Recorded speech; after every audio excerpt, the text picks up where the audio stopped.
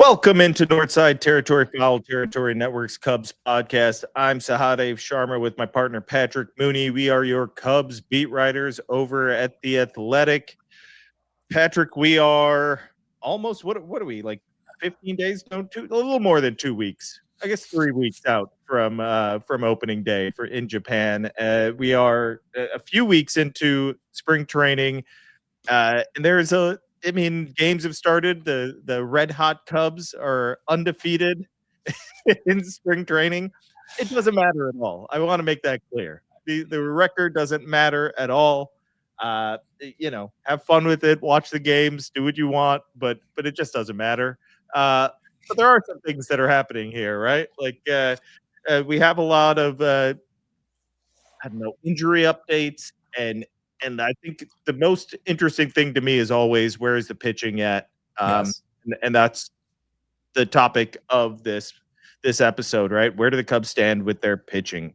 I think the first thing that I would touch on is that Javier Assad still hasn't thrown off a mound. He's playing catch. It doesn't seem like it's a setback. There's nothing that they're concerned about, but it does, being He'll be on the IL then to start the season. Right? Yeah, I'd be very surprised if he's on the roster to start the season. That's not a huge disaster or anything like that. But that's kind of where they stand with Javier Assad. Yeah, I've been enjoying your coverage on The Athletic. Like, we kind of passed the baton there, and I think I wrung every last Alex Bregman storyline I could out of camp. And then I don't know if I really wrote much of anything at all about pitching. So I kind of gave you, free reign there, and you've done an excellent job. I think one name that really jumped out, and that's literally one of those, I sent you a couple of quotes. It was like, hey, I couldn't get to this, but it's kind of interesting. Like Ben Brown, and you got a much more kind of detailed description of what actually happened to him right last year. So you explain to our listeners like what happened and where is he at now? So I wasn't 100% sure if that was out there when I was talking to him about I don't think it was. And I learned afterwards that it wasn't. I did a little Google search to make sure, and I was like, what? Okay. And I checked with other reporters. I'm like, did he tell you guys this? I just want to make sure that otherwise I'll put it later in the story. But yeah, he had an osteoma, and which is basically bone growing on another bone, usually in your skull. And this was, on his neck in the back area. And it's more than anything, it's like a big annoyance. The way he described it was like every single time he'd go out to throw, his neck would kind of lock up. And yeah, there are different, there are different ways to get through this, in the sense that sometimes people can pitch through it or play through it, whatever they may be doing. For him, it like his doctor told him, this, you'll be pain free in 2 or 3 months in all likelihood. This isn't something that'll linger. It just kind of goes away, and that's how it works. And I think Brown didn't feel comfortable pitching through it, and young guy trying to kick his career off. No reason why he should be trying to force the issue. And he said he woke up one day, took a shower and was moving around, was like, huh, okay, it's gone. Suddenly, he was feeling it pretty much every day. And then he wakes up one day in October and it's gone. Said he started throwing again in November, which was, he said, a couple weeks late for him, but he seems fine. He's out there pitching. He pitched, I kind of have lost track of days, but I want to say Monday he pitched, and he was good. He ripped off a couple of changeups, which is kind of the next step for him in his mind. The way he described it, I like the way he talked about it, right? He came into last spring saying, I'm dumping my sweeper. I'm a 2-pitch guy, and he'd talked to a bunch of guys in the offseason that had success as 2-pitch guys, and he built the confidence that I can succeed as this guy. And then he went out for, however many innings it was, not a full season, obviously, but a decent amount of innings, not enough to get, to feel super confident that this is who he is, but enough to feel okay, there's something there. And he did really well, including that 7 innings of no-hit ball that we saw before he not long before he went on the shelf. But he was doing it with 2 pitches, and he, I think he and the coaching staff were like, you don't need to force this, but let's find a changeup grip that works for you. And he's feeling good about the changeup, and he ripped off a few good ones. What he said was, I'd like to go out there and if I don't have it, I know I can get through a lineup with 2 pitches. But if I have it, great, because maybe one day I don't have he called it a curveball, other people call it a slider, whatever. It's a breaking ball. If I don't have that, then I can go fastball, changeup. And if I have all 3, great. If I don't have my fastball, I go slider, changeup. I liked the mentality. I like the way he's thinking. He's healthy. I think that's the most important thing. And then he has the arsenal that the rotation just doesn't have. And frankly, they don't have much of it in the bullpen outside of a guy like Porter Hodge. But he doesn't need to add new pitches because people just invent terms to make it seem like he has more pitches than he actually does. Like, it's the genius of modern pitching. So, like, what is the death ball? Is he throwing the death ball? Like, what is that? The death ball is the same thing. It's the curve ball. It's the slider. I loved it. A curveball slash slider. So a slider, like, right, like we have now we have the sweeper, right, which is a slider, and then like a death ball is a gyro slider, which has always existed for as long as I can remember. Okay. It's just a slider that spins, has gyro spin, and it goes straight down, right? There's not much horizontal break. It's more like, and you think of that as a curveball, right? Gotcha. But it's not, like, I don't know why, like, he explained it to me like he thinks curveball when he throws it. Other people in the Cubs organization say, no, that is a gyro slider. That's a death ball, whatever you want to call it. But this is the time, and someone was asking about it in the comments, like, what are all these terms and why are there so many different terms for this stuff, and why is there a debate? Like, why does he call it a curveball? Why do others call it a slider? This has been going on for as long as I can remember, between like scouts and pitchers and whatever, and then you add data to it where now we have game day spitting it out, StatCast spitting out and telling us what it is. And a scout saying, no, that's not a curveball, that's this, or no, that's not a changeup, it's a splitter, right? Like Leiter loved to get into details about this, right? Actually, it's a true fork ball, but nobody's going to call it that. So, it's just like it's a debate as long as I can remember since I've been covering this. People love to talk about what these things are, and it's just like, I have a buddy that's just like, we just need to go fastball, changeup, breaking ball, and that's it. And then start talking, and then when you want to like get into it, well, his breaking ball does this and this and this. He's like, that's the real way we need to talk about it, but we never will, because we need names for it so you writers can get through the day and not have to write 4 sentences to describe a pitch, which I agree with, but we need one word. That would be helpful. I mean, we're old enough to remember, a couple spring trainings ago when, everyone was throwing a sweeper. I was like, oh my God, are you working on the sweeper too? And then, like, did we hear about the sweeper during the season? Did the Cubs have some lights out pitch? He said, no. Like, people work, it's practice. They're working on stuff. But I do think, I learned a lot from that article, and I do, like, Ben Brown is the ultimate, like, passes the eye test guy, right? Like, he's tall, he's strong, like, he has velo, his pitches move like sharply. Could be one of those like huge X factors for this team, right? Like, if right, like, he's got to be if you're talking about upper percentile outcomes of this year, it's like, what if Ben Brown's a dude, right? Right. And I think Counsell is like, not both Counsell and Brown have it in their head, like, let's not pigeonhole this guy. Like, he doesn't have to start. He doesn't have to be a reliever. How about what Counsell loves to say? How about outgetter? And I think Counsell didn't straight up say that. I think I said it to him, like, just how about we just call him an outgetter? He's like, yeah. OG.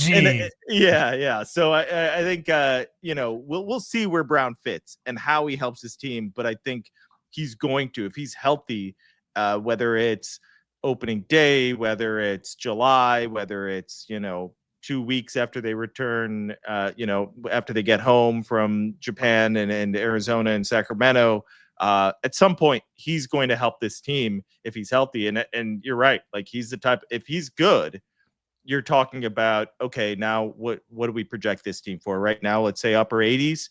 That's probably the true talent of this team. You add someone like Ben Brown and say he's throwing 120 innings of, really good baseball. Now you're saying, okay, well, this is a different team. And what type of role does he have? Who knows? But I think he impacts this team in a positive fashion and could raise their ceiling. Patrick, there's more pitching to talk about, but let's take a quick break and hear from one of our sponsors. Oh, Todd Father, remember the good old days when we would have the cards in the binders, but then they'd get all messed up and we're trying to sell online and it's just real clunky? They really actually weren't the good old days, were they? No, they were definitely not. But now there's a better way. The Arena Club has been dominant with this. You get to trade your cards, you could sell them. But the best part for me is getting them graded. I love everything about that. This new age of getting cards graded. You could display them on your online showroom, your mobile device. It's the coolest thing in the world. Whether you're buying, selling, trading, or displaying, Arena Club is the all-in-one trading card platform. You have to sign up for an account at arenaclub.com/foul. Just like Todd Father mentioned, there's a process that combines AI and human grading to get the job done. Right now, 20% off your first slab pack or card purchase by going to arenaclub.com/foul. Use code FOUL. That's arenaclub.com/foul. Code FOUL for 20% off your first purchase. All right, Patrick. This is my favorite stuff for spring training. The guy that nobody knows about before or Yes. nobody expects to do anything. You're just like creeping around Mesa, looking under rocks.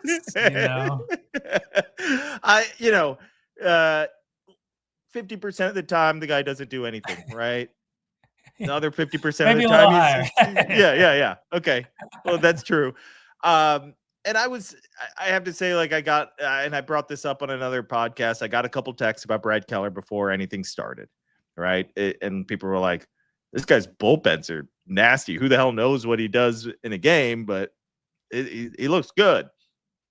First game, touching 97, sitting 96, and has some good breaking stuff. Second game, 2 scoreless, strikes a couple dudes out. Like, he's doing the same thing, touching 97, nasty. Like, the breaking ball looks good.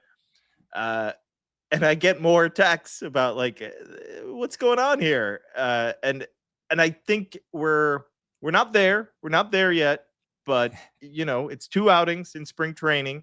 And I think the difference, the thing that I look at is, what does this stuff look like, right?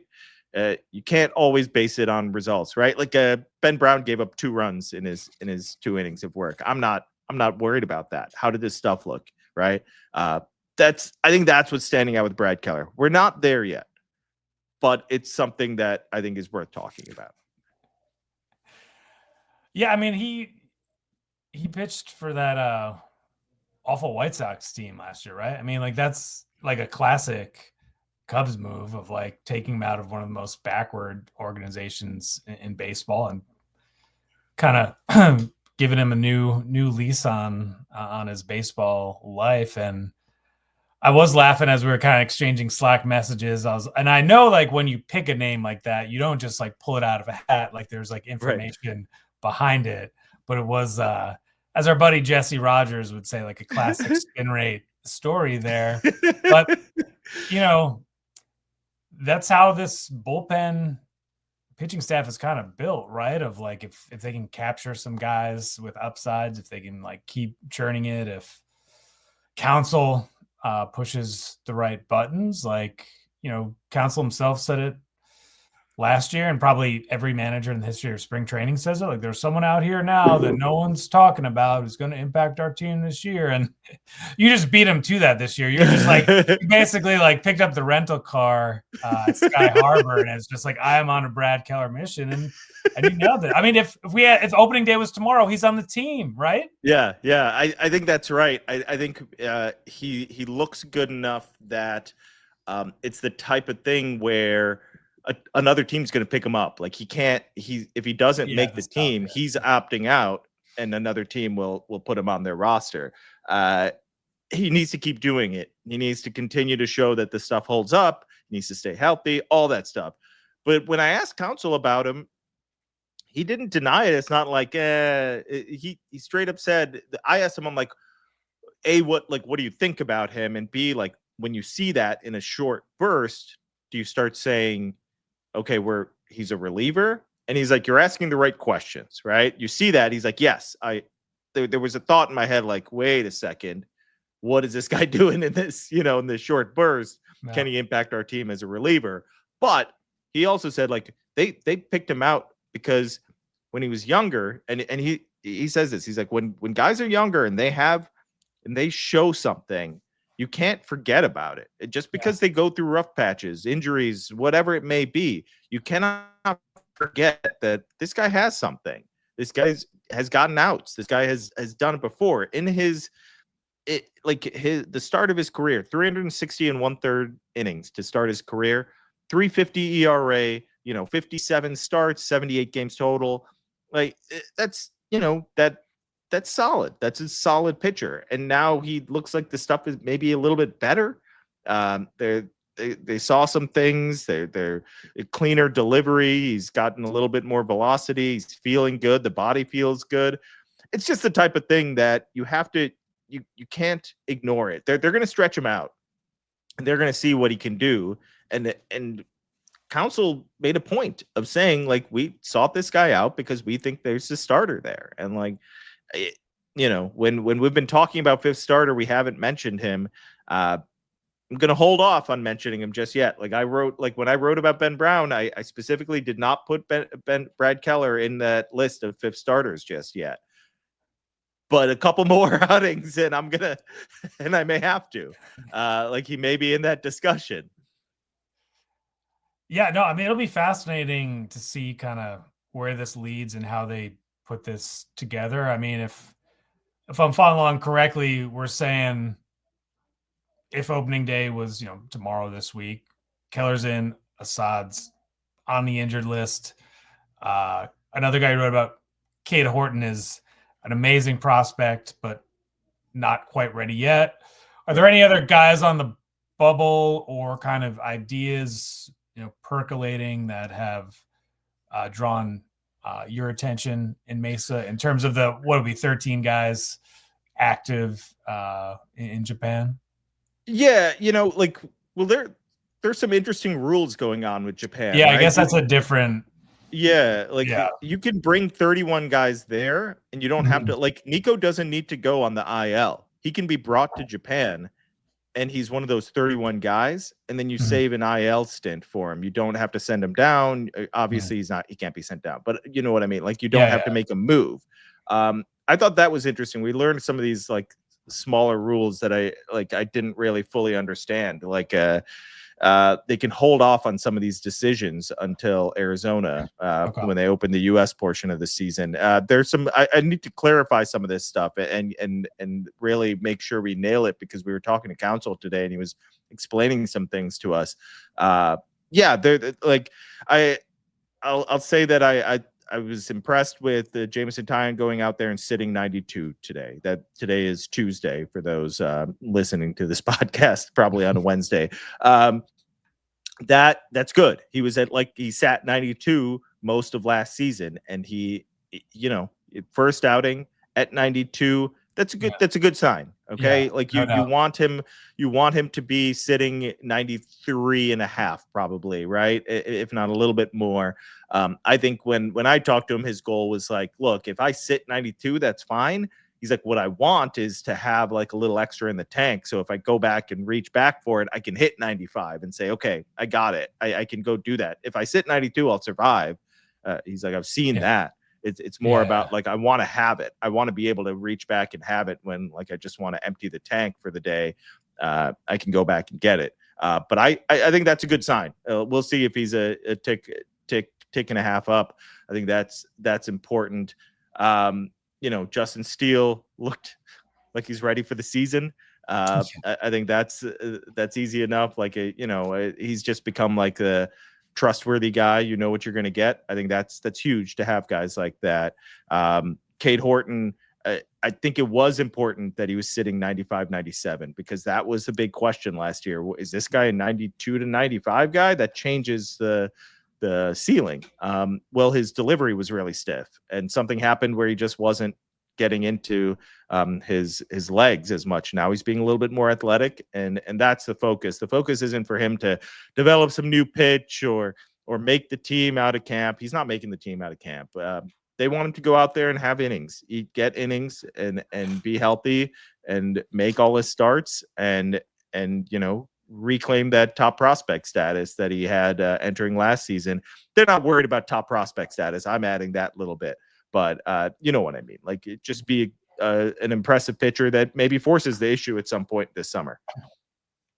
Yeah, I thought it was very refreshing to hear this idea of like, just let your natural athleticism take over. I mean, this is a guy who's had the opportunity to play football at the University of Oklahoma. He was drafted, what was it, number 7 overall? Yeah. He was the highest drafted pitcher by the Cubs since Mark Pryor, if I remember correctly. The point is, like, you don't draft a guy that high and then say, oh, these are all the things that we don't like about him and want to change about him. Like, just let him go pitch. And now I think it's fair to say, like, he kind of got hot at the exact right time and flew up the draft boards. And I do think there are major questions about his ability to, like, log innings and handle the workload over and over and over. But, like, this kind of, like, tinkering with him in the pitch lab, like, no, just let this dude be unleashed and, like, see what happens, because ultimately that's going to be the separator for him. Like, if he's going to be a great major league pitcher, it's going to be because of kind of what he has, not like what they're seeing in their data. Yeah. I think this is going to be an interesting season as far as pitching goes in general. I'm very curious to see the young guys come up. I'm very interested to see what kind of developments they have, because we're at that point now where we've been talking about it for a while. Guys have started to trickle up, right? Porter Hodge is there. Justin Steele has made real leaps over the past few years. There are others, but I think it we want to see it continue, right? To really buy in that what all the changes that they've made and the additions that they've made to the front office are impacting this their young talent. And it'll be a fascinating year. It's a big year in so many different ways. All right, Patrick, we'll be back later this week with a mailbag episode. Thanks so much to everyone for listening. Make sure to rate, review, subscribe to the YouTube channel, and subscribe to The Athletic, where Patrick and I will be on top of all things Cubs for the rest of this spring. Opening day in Japan and opening day out in Arizona, the U.S. portion of the season. Thanks so much for listening, everyone.